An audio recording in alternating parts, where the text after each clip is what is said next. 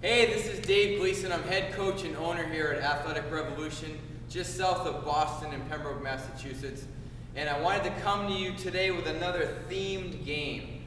We've done this game in the past called the Pirate Game, and we've explained how with a themed game you can get all the different elements of training for young athletes, especially your younger athletes, that you need to put in their programming, and more importantly, what they need from a developmental standpoint. We talk about the fact that younger athletes, 6 to 9 years old, then even into the 10 to 13-year-old age group for a little bit, we talk about the fact that they need to work on body awareness, spatial awareness. They need to work on coordination, reactivity, rhythm. They need to work on balance, static and dynamic. We talk about the fact they need to work on systemic strength, and the list goes on and on and on.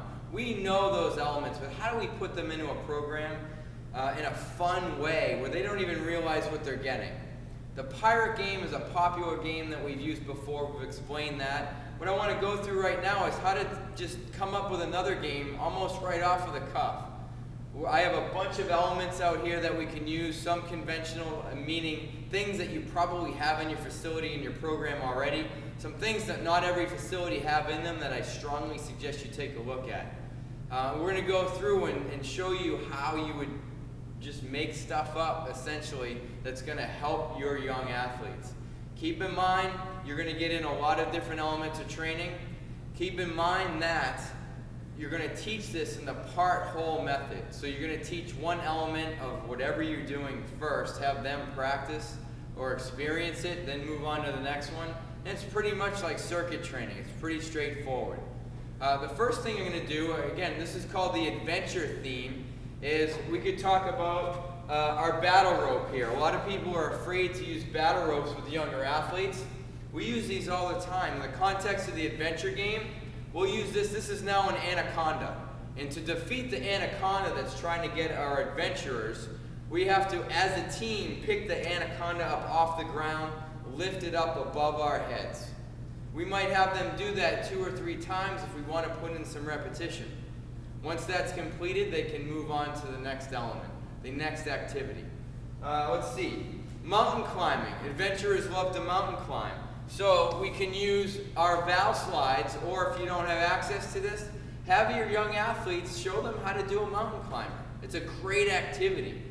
It's a great activity. It's not just a metabolic activity for boot camp, for your adult clientele. Think about the active hip range of motion, knee range of motion, knee flexion, shoulder stability. The list goes on and on. It's great stuff. Valve slides. How about avalanches? We have to deal with that as adventurers, right? 2 ways you could do this from what I'm looking at right here. 1, dodgeballs. You and your coaches could get as many of these little dodgeballs or whatever balls you have in your facility, roll them across your facility or at your kids, and they've got to dodge them. They need to work on changing direction and figuring out where they are, where the other adventurers are. So spatial awareness, fantastic stuff. Other way you could do this. This has made me think of Indiana Jones. You could roll large stability balls at them. You can control that. Just chase them around whatever designated area you have. They're going to have a blast. It's reactive. Tons of fun. Let's see. River rapids. That's another thing an adventurer might have to deal with. Find an unstable object or element that you can use, implement, that you can use in your facility, whether it's a BOSU. A lot of times what I like to use is an Airex pad or an Airex pad with one of our UCS pads on top of it. River rapids. What we'll have our kids do is we'll have a bunch of athletes have to get on the implement at the same time. They have to work as a team. It's fantastic. They have fun. There you go. Balance with river rapids. How about quicksand? We use this fat pad here, this thick gymnastics pad. Have them stomp up and down on that so that they don't fall into the quicksand. They don't sink. You can have them get their high knees. You have them go arms up, high knees. You layer it the way that you want. It's up to you. It's all fantastic. Now, a couple things that might not be in your facility. What you want to think about. Some way for your kids to climb, especially your younger athletes, Behind me, you can see down right at the end here, it comes up and over. That's our monkey bar setup. It's 20 feet long, there's 17 monkey bars. We'll use that to traverse the canyon.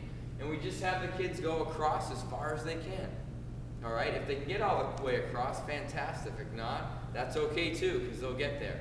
Way behind me, I don't know if you can see it, if it's blending into the background, we have a yellow 10-foot high cargo net. Let's climb the vines. Let's climb the vines to get up that cliff. You make it up as you go along if you have to. It's so much fun for your young athletes, I'm telling you. They're going to have a blast. Think of the climbing skills involved there. Last thing, forgot to bring it over, agility discs and balance pods. We use this a lot anyway in the general context of our classes for cross the river. They either have 2 agility discs with them, they have to take both with them from one designated spot to the other. You can have them do it where they only can stand on an agility disc with 1 foot at a time. It's fantastic. Use your balance pods, same thing. They have to take 3 of them with them and go across. Or you can lay out balance pods and or agility discs in between 2 designated areas, and they have to stay on those and get across the raging river.